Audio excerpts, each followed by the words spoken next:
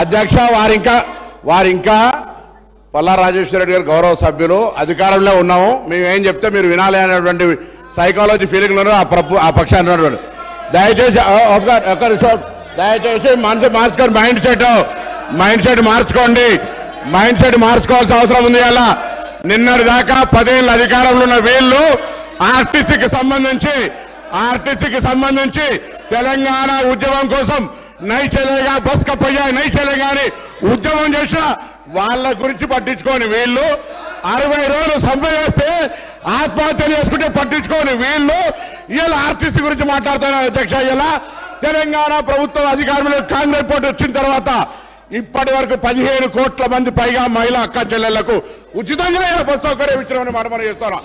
535 కోట్ల రూపాయల విలువ కలిగేటువంటి బస్ ఫేర్స్ ను ప్రభుత్వం భరించింది అధ్యక్ష. ఇలా వీళ్ళు మాట్లాడుతున్నారు. పెద్దలు గౌరవ మాజీ మంత్రి హరీష్ రావు గారు అనాలోచిత డిమాండ్ 15,000 ఆటోకి ఇవ్వాలంట నెలకు. మీరేమిచ్చారు? 1000 రూపాయలని ఇచ్చిందా? ఒకవైపు ఆటో పన్ను రద్దు చేస్తున్నామని ఛానళ్ళ పేరు మీద 1000 రూపాయలు వీపులు కొట్టి ఆటో కార్మికుల దగ్గర పోయి మాట్లాడదాం. సభను తప్పుదో పట్టించే విధంగా 21 మంది ఆత్మహత్య చేసుకున్నారని చెప్తా ఉన్నారు. ఇలా అవన్నీ కూడా మీరు అనవసరంగా ప్రేరేపించి వాళ్ళని మన దగ్గర ఎక్కడ కూడా ఇలా సార్ మేము ఆటో బస్సు ప్యాసింజర్ ఇంటికి పోతలే ఆటో బస్సు బస్ స్టాండ్కు ఆటో వాళ్ళను బస్ స్టాండ్కి తీసుకొచ్చే బాధ్యత ప్రజలను ఆటోనే బస్ స్టాండ్కి తీసుకొస్తా ఉన్నది. బస్సు ప్యాసింజర్ ఇంటికి పోతలేదు. మారిపోయింది ఎక్కడ అధ్యక్ష? మేము మహిళలకు మీకు నిజంగా ధైర్యం ఉంటే మీ ప్రభుత్వంలో ఉన్నటువంటి వాళ్ళు చేయలే మేము ఇలా తెలంగాణ అక్క చెల్లెలకు వద్దా చెప్పండి. మీరు వ్యతిరేకిస్తున్నారో చెప్పండి. స్పష్టంగా చెప్పకుండా దొంగ తిరుగుడు ఎవరేమో ఇలా దయ్యాలు వేదాలు వాళ్ళు ఇచ్చినట్టు పెద్ద పెద్ద దొరలు ఆటోలు వస్తా ఉన్నారు. ఎన్నడూ పెంచి కారు దిగిన వాళ్ళు ఆటోలో వస్తా ఉన్నారు. ఆటో కార్మికులను అవమానపరుస్తా ఉన్నారు. ఆటో కార్మికులు కూడా తెలంగాణ బిడ్డలు తెలంగాణ కోసం ఉద్యమించారు.